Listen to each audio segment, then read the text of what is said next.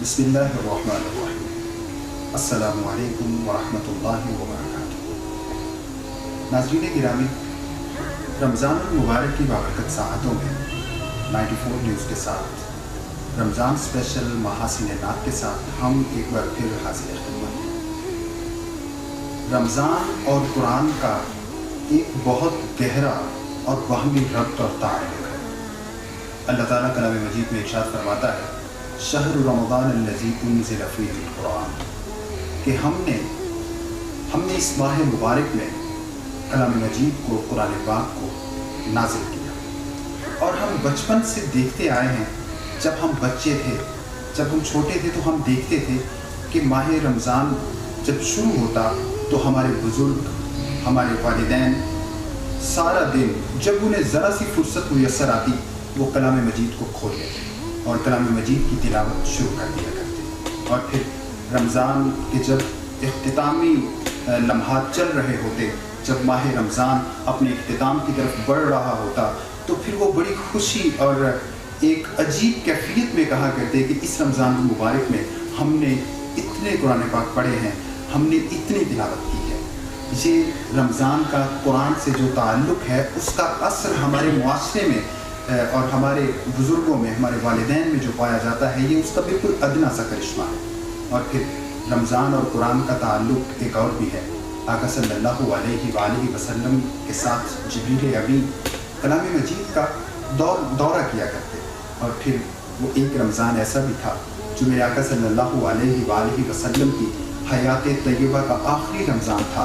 جبریل امین آئے اور کریم آقا صلی اللہ علیہ وآلہ وسلم کے ساتھ کلام مجید کا دور 2 دفعہ کیا، یہ دورہ 2 دفعہ مکمل کیا۔ ناظرین گرامی، محاسن نعت میں آج ہم نے بھی اپنے ضلع کے معروف قراء اور انتہائی خوبصورت انداز میں کلام مجید کی تلاوت کرنے والے قراء، اور جو کہ حدر میں بھی ماہر ہیں اور ترتیل بھی پڑھنا جانتے ہیں، تدویر بھی ان کے آگے، ان کے لیے پڑھنا کوئی مشکل کام نہیں، وہ سارے یہاں موجود ہیں۔ آج آپ انشاءاللہ ان تمام قراء سے کلام مجید کی تلاوت ایک انتہائی خوبصورت اور مختلف رنگ میں ایک کے بعد دوسرا، یکے بعد دیگرے سنیں گے انشاءاللہ العزیز۔ آگے چلتے ہیں۔ میں ہوں آپ کا میزبان مرزا حسن بلال، اور میرے ساتھ حسب سابق حسب روایت موجود ہیں سید فضل الحسن قاسمی صاحب۔ شکریہ مرزا صاحب۔ ناظرین کرام، آج کے پروگرام کی خصوصیت یہی ہے کہ اس پروگرام میں آپ تلاوت کلام مجید جو ہے وہ سنیں گے اور مختلف انداز میں سنیں گے۔ اس کا تعلق ہمارے سیکھنے کے حوالے سے بھی ہے، اور چونکہ اتنی بابرکت ساتیں ہیں، اس کے اندر قرآن پاک جتنا زیادہ ہم سنیں گے اتنا ہی زیادہ ہم برکتیں سمیٹ سکتے ہیں۔ جیسے مرزا صاحب فرما رہے تھے کہ اس کو پڑھنے کے مختلف انداز ہیں، اس کے بارے میں تھوڑی سی بات کرتے ہی ہم آج کا پروگرام آغاز کریں گے۔ اس کا حدر جیسے کہا گیا، حدر وہ انداز ہے جو ہمارے ہاں تراویح کے اندر پڑھا جاتا ہے۔ یہ وہ چیزیں جو ہمارے عام عوام کو بھی پتہ ہونی چاہیے کہ ہمارے قراء حضرات جو تراویح میں انداز پڑھ رہے ہوتے ہیں اسے حدر کہتے ہیں۔ اس کے بعد ترتیل ایک انداز ہے جو عموماً ہمارے ہاں تلاوت کے اندر اس انداز کو پڑھا جاتا ہے۔ اور تیسرا جو تدبیر ہے، یہ ہمارے ہاں جو ہم نماز، جب ہماری باجماعت نماز ہوتی ہے تو اس کے دوران جو تلاوت کی جا رہی ہوتی ہے اس کے اندر جو ہے پڑھا جاتا ہے۔ اس کو مزید آسان کرتے ہوئے انتہائی مختصر وقت کے اندر کہ جو حدر ہے یہ تھوڑا پڑھنے کے اعتبار سے تیز پڑھا جا رہا ہوتا ہے، اور جو ترتیل ہے یہ بہت زیادہ آہستہ سلو پڑھا جا رہا ہوتا ہے، اور جو سلویسٹ کہہ لیں وہ ترتیل ہے، اور جو کم ذرا آہستہ ہے وہ تدبیر ہے۔ تو آج انشاءاللہ ان تینوں انداز کے اندر آپ ہمارے بڑے معروف اور خوبصورت آوازوں میں پڑھنے والے قراء حضرات کو سنیں گے۔ تو آج آغاز کرتے ہیں۔ سب سے پہلے ہمارے آج کے مہمان ہیں قاری طیب شفیق صاحب، جو آپ کو ترتیل کے اندر تلاوت کلام پاک سنائیں گے، سماعت فرمائیں گے۔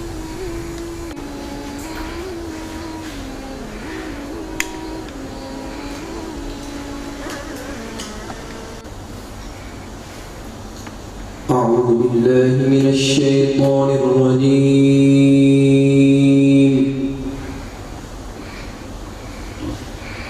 بسم الله الرحمن الرحيم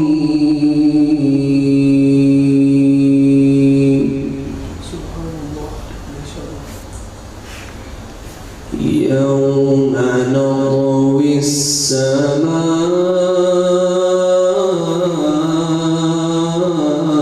السماء كطي السجل للكتب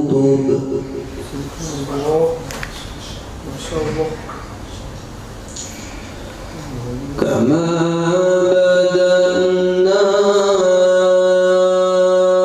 أول خلق نعيده وعدا علينا ما شاء الله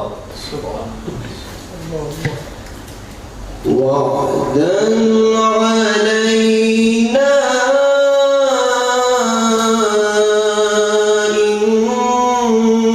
إنا كنا فاعلين ما شاء الله ما شاء الله ولقد كتبنا في الزبور من بعد الذكر أن الأرض يرثها عبادي الصالحون الله ما شاء الله إن في هذا لبلاغا لقوم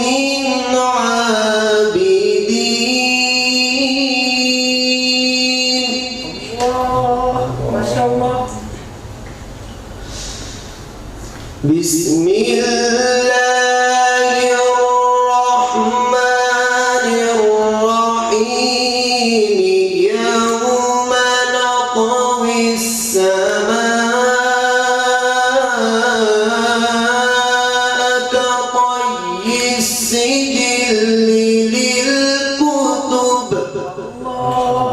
ما شاء الله كما بدأنا أول خلق نعيده وعدا علينا ما شاء الله وعدا علينا إنا كنا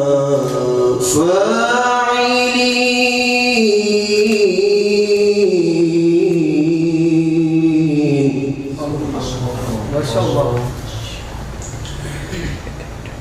بسم الله الرحمن الرحيم إنا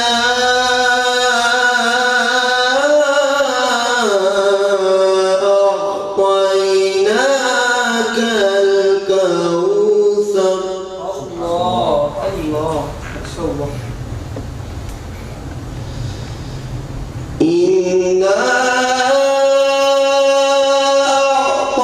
أعطيناك الكوثر فصل لربك وانحر إن شانئك هو الأبتر الله ما شاء الله إن شانئك هو الأبتر ما شاء الله صدق الله العظيم سبحان الله ما شاء الله माशाअल्लाह सुभानअल्लाह। ये हमारे कारी साहब कारी तैयब शफीक साहब बड़ी खूबसूरत अंदाज में तिलावत कलाम मजीद फरमा रहे थे और करीम आका सल्लल्लाहु अलैहि वसल्लम का फरमान है कि तुम में से बेहतर वो है जो कुरान सीखे और सिखाए, और जो तैयब शफीक साहिब हैं ये कुरान सीखने वाले हैं और इंशाअल्लाह इन्हें सुनकर हमारे जो बच्चे हैं उनमें भी कलाम मजीद को सीखने का शौक़ पैदा होगा और उसे सही पढ़ने का, दुरुस्त अंदाज में पढ़ने का एक जज्बा जो है वो उभरेगा। अल्लाह ताला इन बच्चों को सलामत रखे। तो हम अपने अगले मेहमान वो भी मुताल्लिम हैं, वो भी अभी कलाम मजीद को सीख रहे हैं, पढ़ रहे हैं। मोहतरम जनाब कारी अब्दुल अहद साहिब, उनकी तरफ चलते हैं और उनसे गुजारिश करते हैं कि वो अपने अंदाज में हमें तिलावत कलाम मजीद सुनाएं और वो हदर में हमें आज तिलावत कलाम मजीद सुनाएं। कारी أعوذ بالله من الشيطان الرجيم بسم الله الرحمن الرحيم كلا إذا دكت الأرض دكا دكا وجاء ربك والملك صفا صفا وجيء يومئذ بجهنم يومئذ يتذكر الإنسان وأنى له الذكرى يقول يا ليتني قدمت لحياتي فيومئذ لا يعذب عذابه أحد ولا يوثق وثاقه أحد يا أيتها النفس المطمئنة ارجعي إلى ربك راضية مرضية فادخلي في عبادي وادخلي جنتي صدق الله العظيم माशाल्लाह सुभान अल्लाह। कारी अब्दुल अहद हदर में पढ़ रहे थे और नाज़रीन यकीनन आप इन दोनों अंदाज़ का डिफरेंस जो है वो महसूस किया होगा आपने। तो मेरा ख्याल है गालिबन ये कारी मशारी राशिद जो है उनका अंदाज़ था शायद, और हज़रात शायद तस्दीक फरमाएँ इसकी। खैर इससे आगे जो हमारे नए मेहमान हैं, इससे आगे कारी अब्दुल अज़ीज़ सियालवी साहिब, अब आपको वो भी तरतील के अंदर कुरान पाक की तिलावत जो है वो सुनाएंगे, समात कीजिएगा।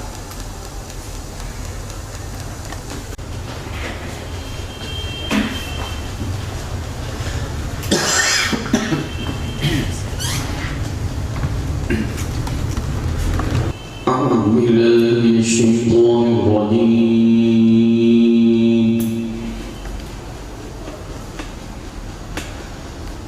بسم الله الرحمن الرحيم سبحان الله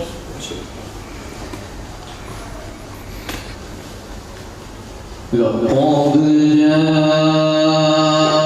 جاءكم رسول من أنفسكم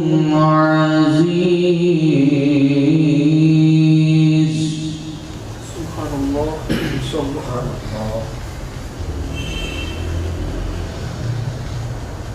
عزيز عليه ما عنتم حريص عليكم بالمؤمنين رؤوف رحيم سبحان الله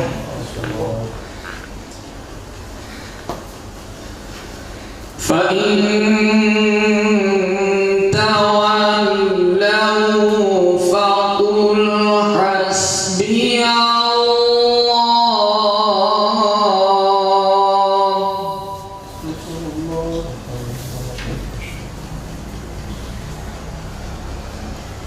لا إله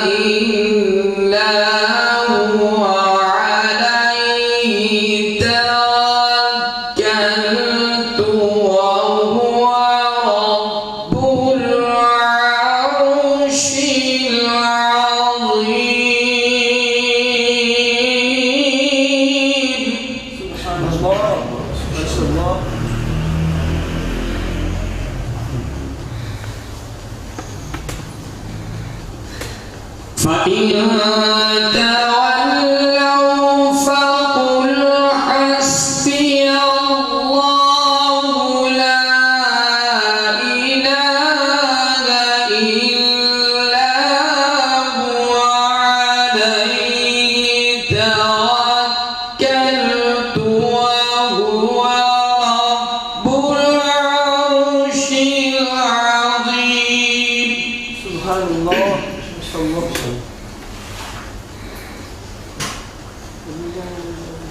بسم الله الرحمن الرحيم. الله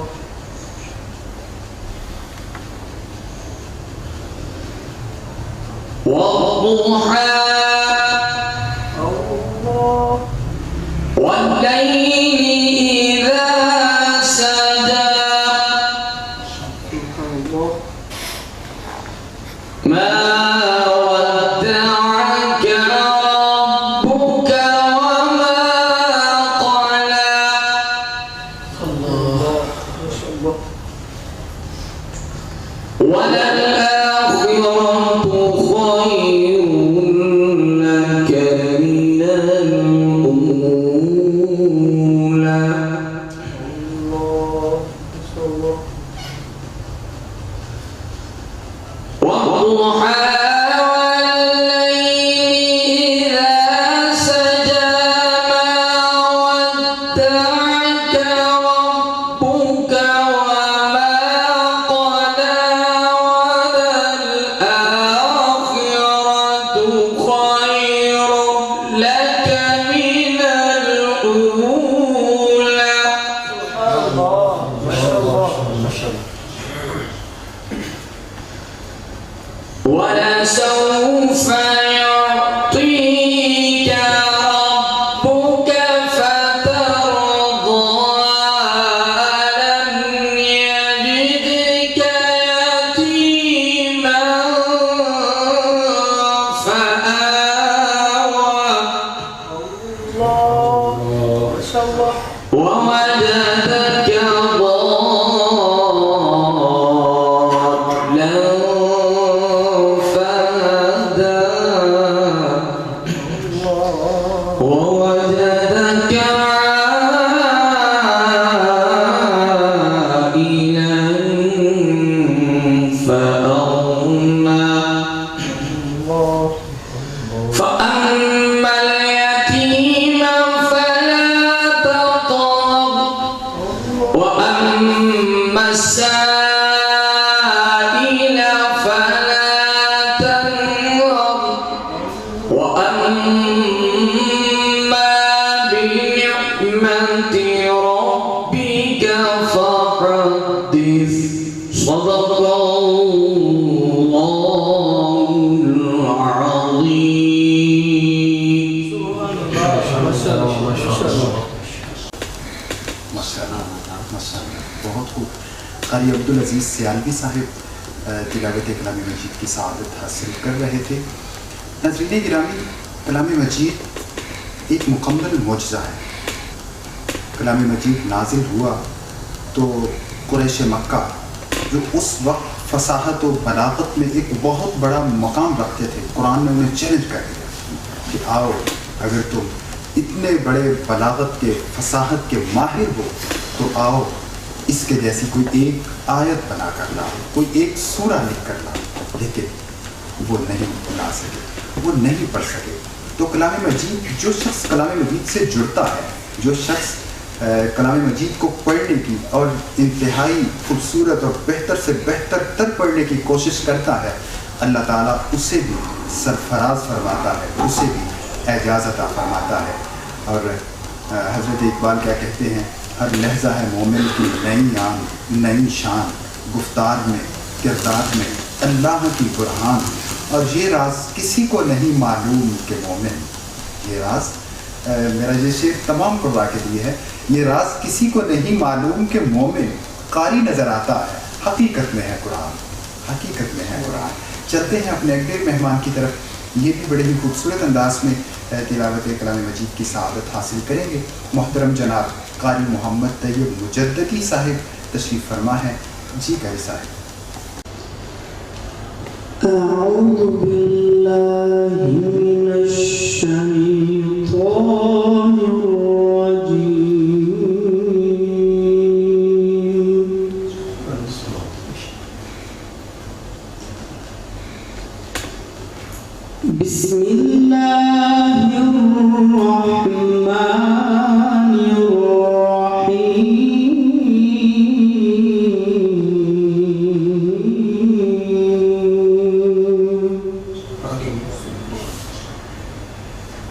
بأفواههم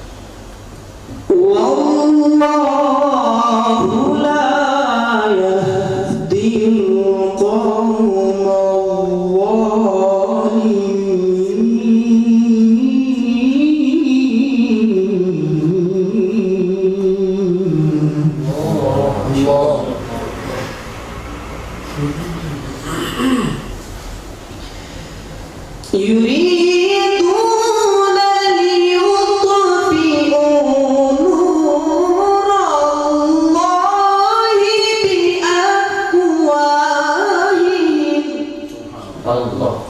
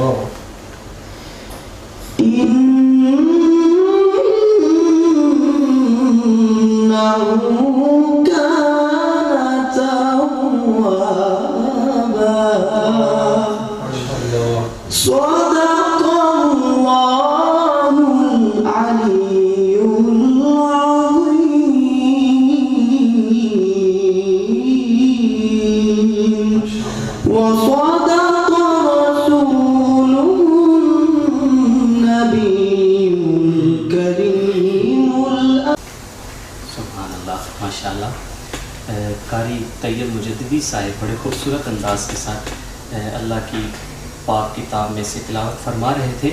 और जब कोई कारी तिलावत कर रहे होते हैं तो उनकी महारत का अगर अंदाज़ा लगाना हो तो ये देखा जाता है कि इनको मकामात में पढ़ने का कितना जो है ना उसके अंदर करीब कितनी है। तो माशाल्लाह कारी तैयब मुजद्दिदी साहिब ने बड़े खूबसूरत अंदाज के साथ इसको निभाया। तो अब आगे बढ़ते हैं, हमारे जो नेक्स्ट हैं हमारे पास कारी मोहम्मद उस्मान साहिब हैं। तो आए तिलावत कलाम पाक सुनते हैं। أعوذ بالله من الشيطان الرجيم. بسم الله الرحمن الرحيم. يا أيها الذين آمنوا لا تكونوا كالذين آذوا موسى فبرأه الله كالذين آذوا موسى فبرأه الله مما قالوا وكان عند الله وجيها. يا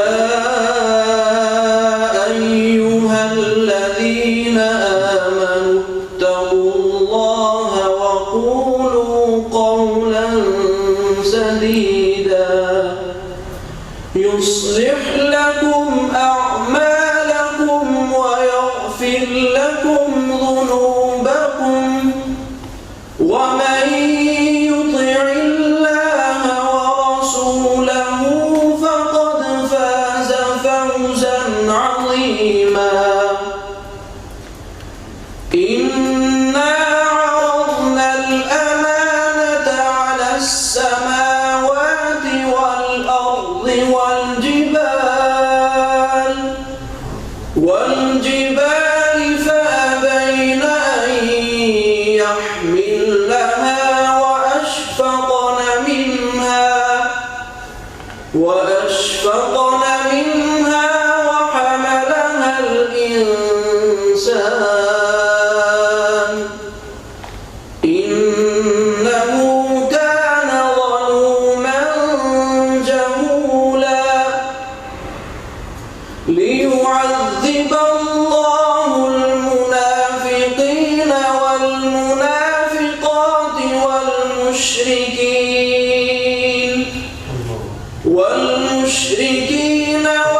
والمشركات ويتوب الله على المؤمنين والمؤمنات وكان الله غفورا رحيما. صدق الله العظيم.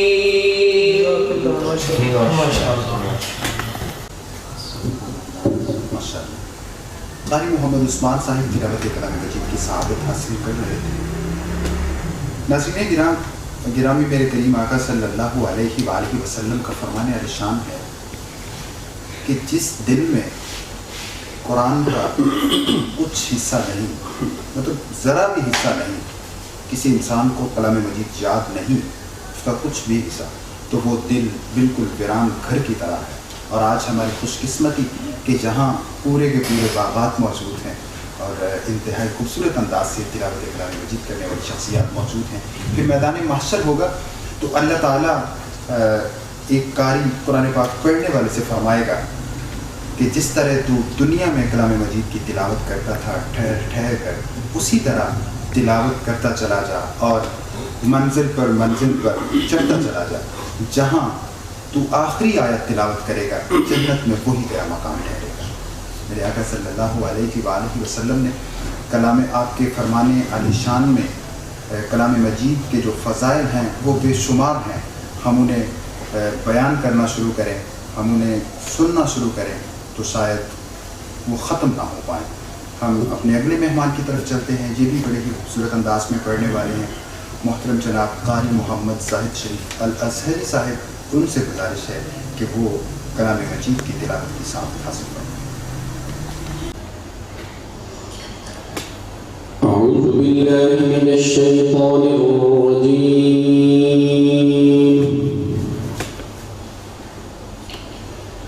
بسم الله الرحمن الرحيم.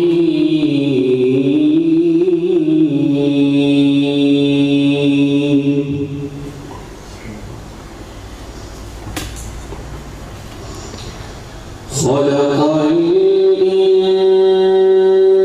الإنسان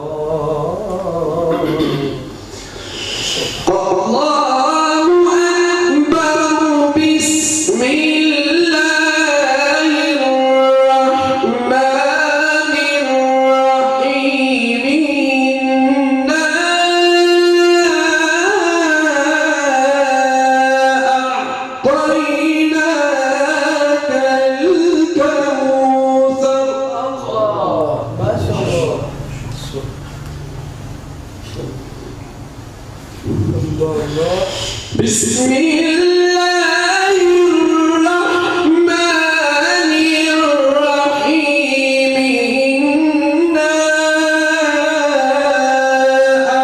أعطيناك الكوثر فصل لربك وانحر إن شانئك هو الأبتر صدق الله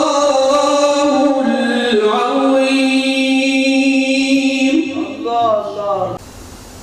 سبحان اللہ، ماشاء اللہ. نہایت عمدگی کے ساتھ قاری زاہد شریف الازہری تلاوت کلام پاک فرما رہے تھے.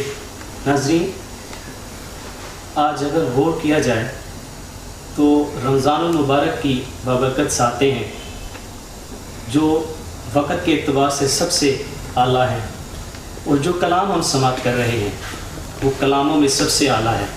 تو یہ ہماری خوش بختی ہے کہ آج ہم بہت ہی خوبصورت لحن رکھنے والے جو قراء حضرات ہیں انہی سے یہ کلام سن رہے ہیں.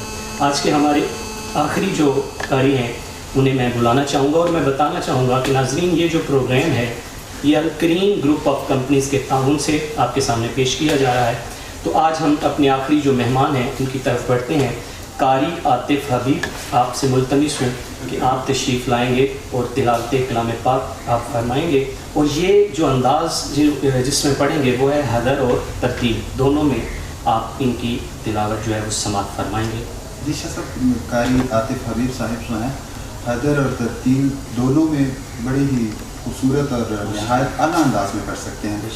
حدر تو میں نے ان کا پہلے سے سنا ہوا ہے، اور یہ مختلف قراء جو حرم پاک کے جو امام ہیں ان کے مختلف انداز میں قراء کے انداز میں پڑھ سکتے ہیں.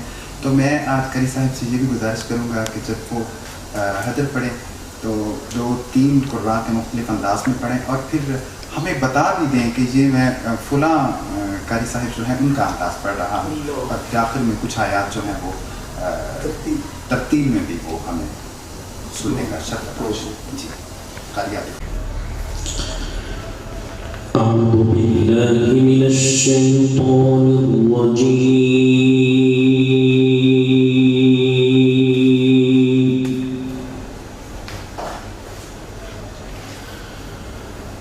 بسم الله الرحمن الرحيم.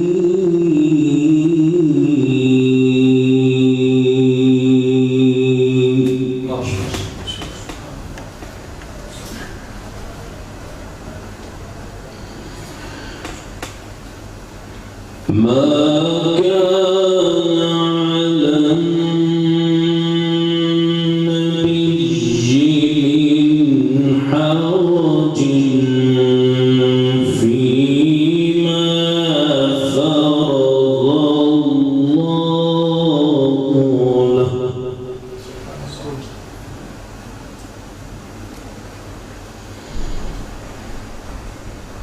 سنة الله في الذين خلوا من قبل وكان أمر الله قدرا مقدورا.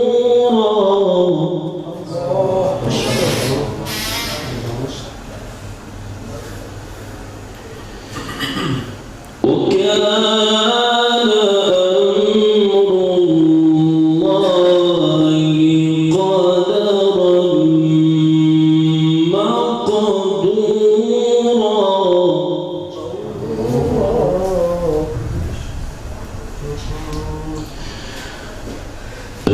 الذين يبلغون رسالات الله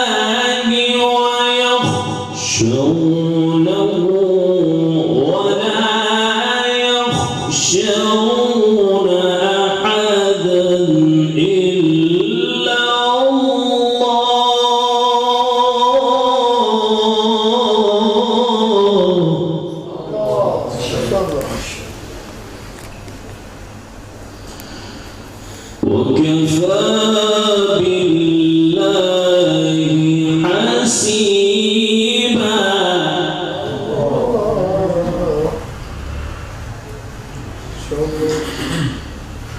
بسم الله الرحمن الرحيم. ما كان على النبي من حرج فيما فرض الله له.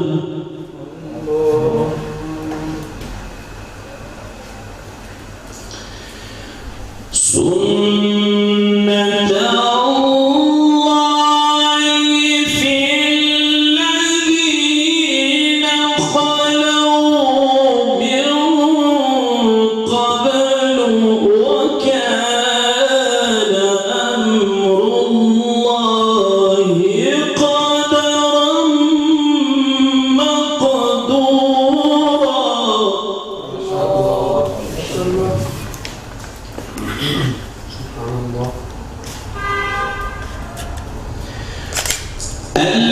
الذين يبلغون رسالات الله ويخشونه ولا يخشون أحدا إلا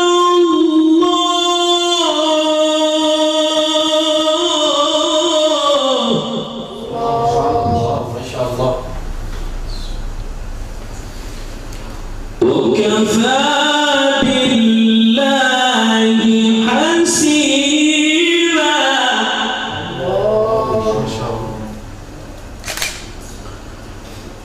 ما كان محمد أبا أحد من رجالكم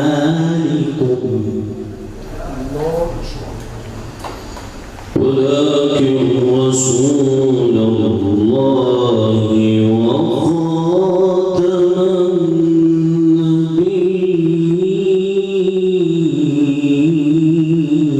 النبيين.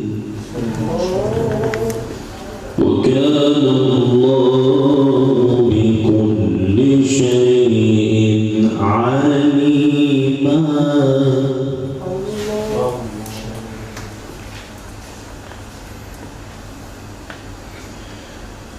ما كان محمد أبا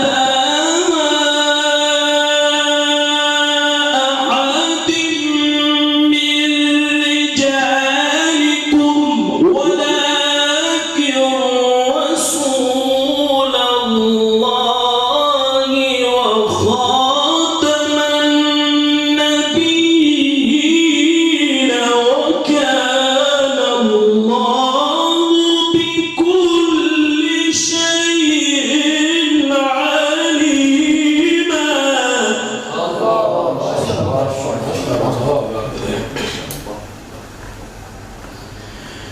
يا أيها الذين آمنوا اذكروا الله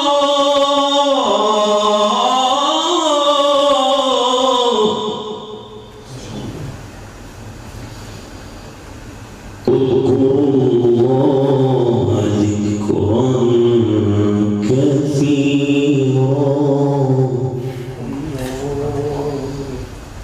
وسبحوه بكرة وأصيلا.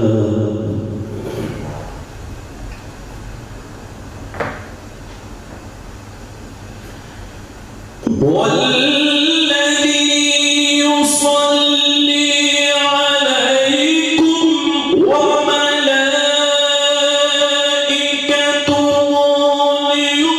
ليخرجكم من الظلمات إلى النور وكان بالمؤمنين رحيما. تحيتهم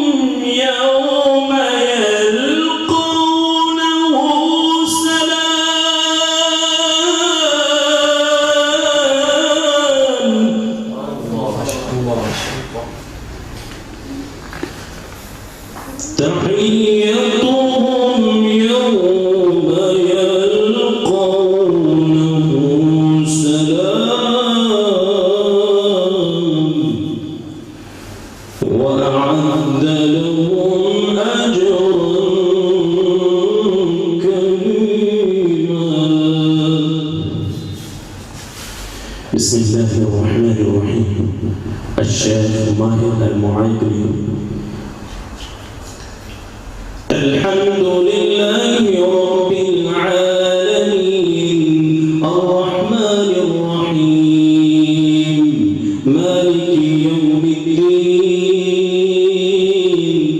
إياك نعبد وإياك نستعين اهدنا الصراط المستقيم صراط الذين أنعمت عليهم غير المغضوب عليهم ولا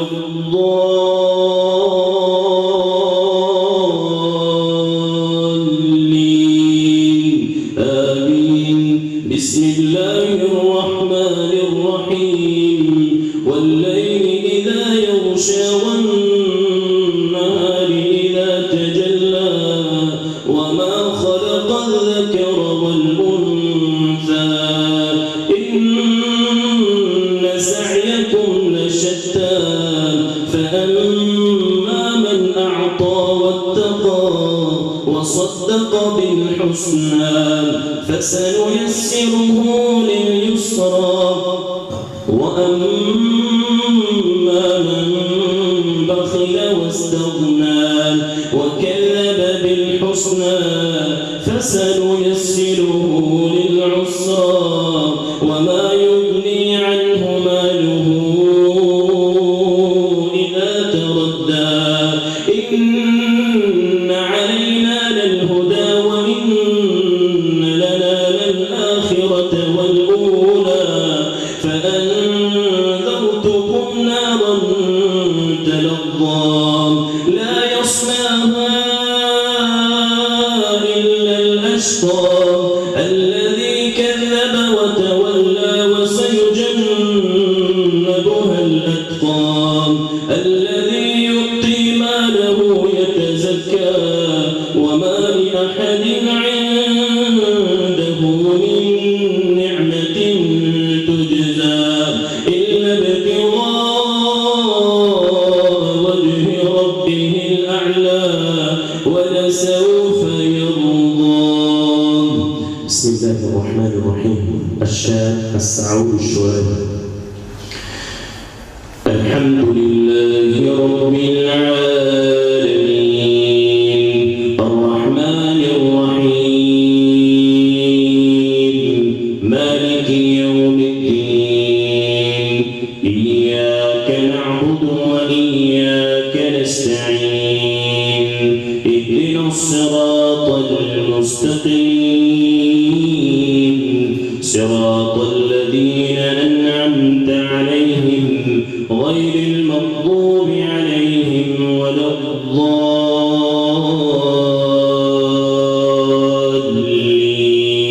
آمين. بسم الله الرحمن الرحيم إن هذا القرآن يهدي للتي هي أقوم ويبشر المؤمنين الذين يعملون الصالحات أن لهم أجرا كبيرا وأما الذين لا يؤمنون بالآخرة أعتدنا لهم عذابا أليما. ويدعو الإنسان بالشر دعاءه بالخير وكان الإنسان عجولا. وجعلنا الليل والنهار آيتين فمحونا آية الليل وجعلنا آية النهار مبصرة لتبتغوا فضلا من ربكم ولتعلموا عدد السنين والحساب وكل شيء فصلناه تفصيلا وكل إنسان أنزلناه طائرا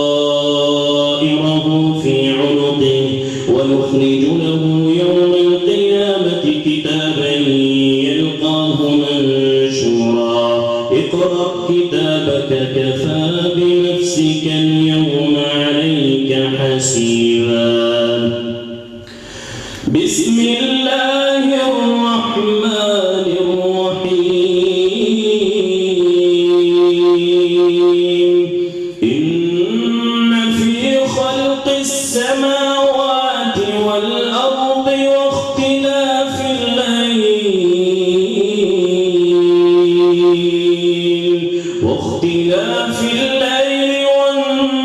والنهار لآيات لأولي الألباب الذين يذكرون الله قياما وقعودا وعلى جنوبهم ويتفكرون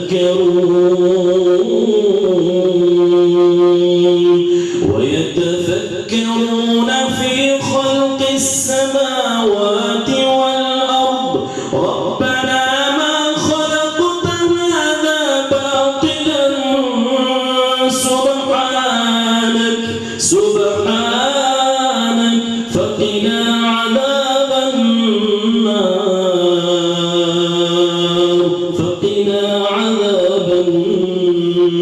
النار ربنا إنك من تدخل النار فقد أخزيته وما للظالمين من أنصار. ربنا إننا سمعنا مناديا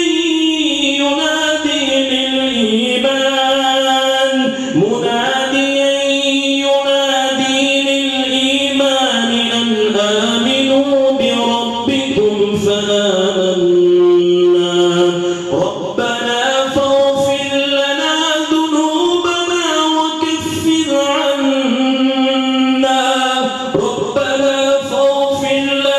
ذنوبنا وكفر عنا سيئاتنا وتوفنا مع الأبرار. ربنا وآتنا ما وعدتنا على رسلك ولا تخزنا يوم القيامة إنك لا تخلف الميعاد.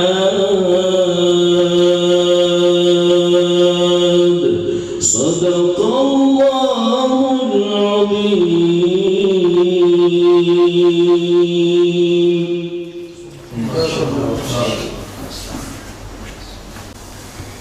माशाअल्लाह, सुभान अल्लाह, बारक अल्लाह। नाज़रीन गिरामी, आज मुझे लफ्ज़ों की कमी का बखूबी अंदाज़ा हो रहा है कि मेरे पास अल्फाज की बहुत कमी है, तारीफ़ के अल्फाज मेरे पास नहीं। आज की इस खूबसूरत प्रोग्राम में जितने कुर्रा हमारे साथ शामिल हुए उन सब ने इतने खूबसूरत अंदाज में तिलावत की कि मैं कमा हक़ हूँ तारीफ़ का बिल्कुल उसका हक़ अदा नहीं कर सकता, तारीफ़ कमा हक़ हूँ नहीं कर सकता। और मैं शुक्रिया भी अदा नहीं करना चाहता अपने तमाम मेहमानों का। मैं समझता हूँ कि अगर मैं उनका शुक्रिया अदा करूँगा तो शायद उनका तशरीफ़ लाना, उनका आना, वो मुझ पर जो उनका एहसान है शायद उस पर ज़रा सी कमी आ जाए। मैं उनका शुक्रिया भी अदा नहीं करूँगा। ये दुआ करूँगा अल्लाह ताला इन तमाम कुर्रा को, इन तमाम साहिबान को सलामत रखे और हमें कलाम मजीद इतने खूबसूरत अंदाज में सुनने के बाद हमारे अंदर भी वो तहरीक पैदा हो, हमारे अंदर भी कलाम मजीद सीखने का जज्बा पैदा हो और रमज़ान मुबारक के इस बाबरकत महीने में हम भी कलाम मजीद को ज़्यादा से ज़्यादा सीखने और अच्छे से अच्छे अंदाज में पढ़ने की कोशिश करें।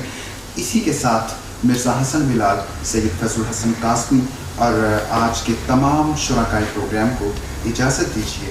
अल्लाह हाफ़िज़।